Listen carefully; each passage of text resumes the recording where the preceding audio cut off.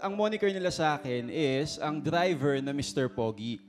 Ngayon, kung kayo, bibigyan nyo ang sarili nyo ng moniker para mas makilala ko kayo ng lubusan. Ano yun at bakit? Cover girl number 1, anong sagot mo?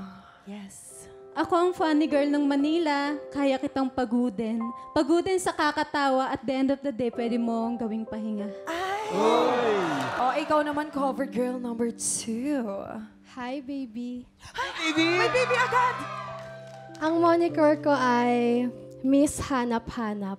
Kasi kahit hindi mo pa ako nakikita, hindi mo na ako makakalimutan.